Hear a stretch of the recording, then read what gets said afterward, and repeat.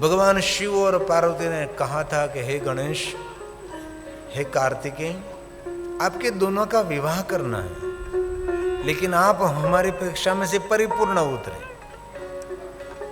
पृथ्वी की परिक्रमा करके जो पहले आए उसका विवाह हम पहले करेंगे, और बाद में आए उसका विवाह हम बाद में करेंगे। आप दोनों पृथ्वी की परिक्रमा करने के लिए निकले।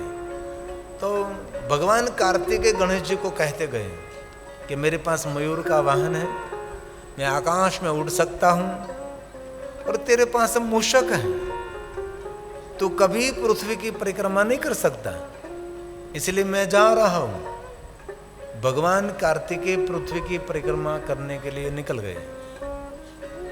और यहाँ गणेश जी ने विचार किया कि बड़े भाई जो कार्तिकेय कह रहे हैं तो सत्य है, मैं पृथ्वी की परिक्रमा करने के लिए निकलूं तो बहुत समय लगेगा, तो अब तो और कुछ तो मेरे से नहीं हो सकता, तो मैं चलो बैठे बैठे विचार करूं, इससे तो अच्छा है कोई धर्म ग्रंथ का आश्रय करूं। गणेश जी ने एकांत में बैठकर धर्म ग्रंथ का आश्रय लिया, पढ़ने लगे। पढ़ते पढ़ते एक स्थान पर लिखा हुआ देखा कि जो पुत्र अपने माता पिता की परिक्रमा करे उसको पृथ्वी की परिक्रमा का फल मिलता है। भगवान गणेश जी को कहा तो हमारे लिए हमारे प्रश्न का प्रत्युत्तर है, इतने दूर दूर परिक्रमा करने के लिए क्यों मैं जाऊं, और यहां साक्षात मेरे माता पिता विराजमान है, मैं उसकी ही परिक्रमा कर लूं। गणेश जी ने निर्णय ले लिया माता पिता की परिक्रमा के लिए। जब जब प्रश्न उठे तब दिल की आवाज सुनो, एकांत में बैठिए। आपके प्रश्न का प्रत्युत्तर दुनिया में कोई नहीं दे सकता, आपके प्रश्नों का जवाब आप खुद हैं, लेकिन हम लोग भटकते रहते हैं और अखबार में जाहिरात भी पढ़ते हैं, आपके उलझे हुए प्रश्नों का जवाब हम देंगे।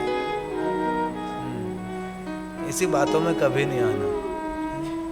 आपके सुख और दुख का कारण आप स्वयं हैं, हम स्वयं हैं ना।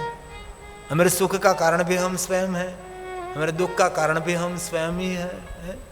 हमारी जीवन शैली हमारे दुख का कारण है, हमारी जीवन शैली हमारे लिए सुख का कारण है।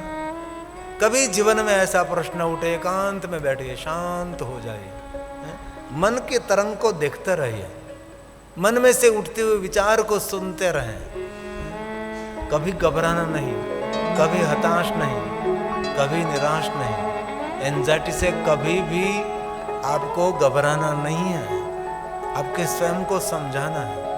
आजकल हम देखते हैं छोटे छोटे बच्चे भी एंजाइटी से बीमार हैं, विचार में इतने उलझे हुए हैं, और माता पिता का बच्चों पर इतना दबाव भी रहता है। नहीं नहीं, जीवन एक खुला मैदान होना चाहिए, इतना दबाव क्यों?